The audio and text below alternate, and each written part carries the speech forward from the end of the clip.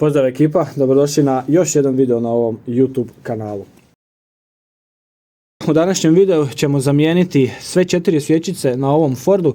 Dakle, kao što vidite, ja sam već ovdje odvrnio ovih par zakački koje se nalaze na ovim našim bobinama. Dakle, imamo s ove strane jednu zakačku, na drugoj bobini nemamo ni jednu zakačku, treća bobina je isto vezana sa jednom malom zakačkom i ova naša četvrta bobina je isto vezana sa zakačkom. Dakle, sad idemo po redu. Dakle, prvu bobinu od šarafa. Za odvijanje ovog prvog šarafa na bobini nam je potreban ključ broj 8.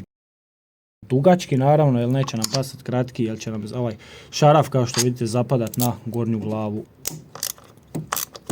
Pa sad kad smo povadili ovdje sve 4 bobine, dakle ovdje imamo sad zapravo uvid u naše sve 4 svječice. Kao što vidite, sad vadimo sve svječice van, uspoređujemo ih sa novim i stavljamo nazad nove. Dakle, proces odvijanja svječica, lagano, ništa sa pretjeranom silom, dakle lagano da se okrene svječica. Ovdje prvi put zapravo mijenjamo svječice na Fordu. Ford ima trenutno 30 3000 km. Prvo mijenjanje svječice, znači ovo su tvorničke njegove svječice kakve su bile u serijali. Sad ćete vidjeti zapravo kakve te svječice izgledaju nakon 53 000 km.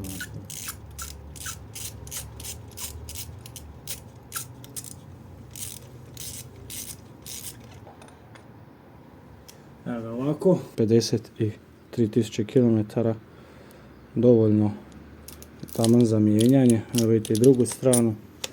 Evo druga strana, ove svječice više počelo probijati na ovu našu prednju stranu. Kao što vidite, ovdje je žute boje. Ovo je zapravo njegova original svječica, kao što sam već i rekao. Sad usporedimo samo sa novom svječicom.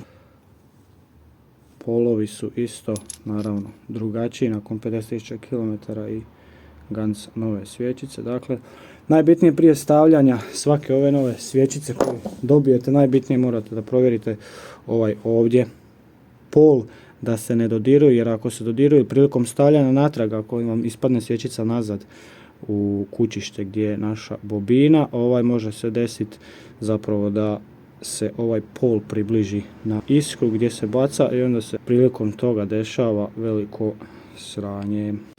Evo ga ovako usporedba kako zapravo izgledaju 4 stare svječice i 4 nove svječice.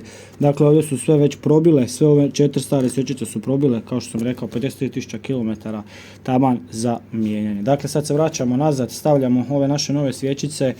Dakle, ove svječice zatežemo nazad na 25 Nm. Dakle, u ključu morate zapravo imati ovdje gumicu s ove unutarnje strane, kao ako, ne znam da li vidite ili ne vidite, ali u ovom ključu morate imati gumicu koja zapravo drži ovu našu svječicu da ona jednostavno ne može ispasti nigdje dolje. Dakle, sad ju vraćamo nazad, krećemo naravno od broja 4 pa idemo 4, 3, 2, 1, vraćamo prvu svječicu nazad 25 Nm i to bi onda ekipa bilo to. Evo ga, 25 Nm je već. Dakle, montiramo sve 4 svječice tako isto i onda ću vam zapravo pokazati kako se nazad stavljaju bobine i struja zapravo koja je potrebna za naše bobine. Vratili smo ove naše 4 svječice kao što vidite. Sad vraćamo nazad sve ove naše 4 bobine, krećući isto od zadnje, zapravo redoslijed je kako god vi želite. Vraćamo ove naše 4 bobine nazad unutra, tako je ukrenite i zapravo tako sve 4. Čušćamo zapravo bobinu ovdje. Nema određenih newton-metara za koliko zatezujete, dakle, to jest ima, ali dotegnem rukom koliko je moguće otprilike. Vraćamo ovdje zakačku, dakle vraćamo se na, zatežemo drugu bobinu.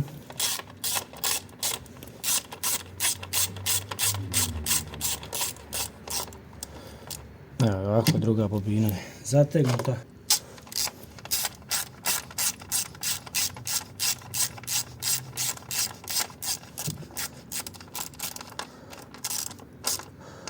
Evo ovako, dakle stavljamo zakačku, vraćamo nazad i za ovu našu četvrtu isto vraćamo zakačku nazad. Dakle, sad što nam je ostala nam je struja od ovih naših bobina. Vraćamo nazad, jednostavno samo bodete kad čujete klik, to je to.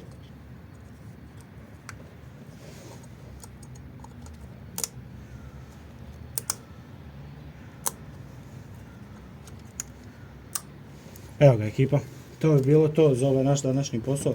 Vraćamo poklopac ovdje motora i to je to. Nakon izmjene svječica naravno ide prvi start da vidimo da li smo mi to dobro napravili.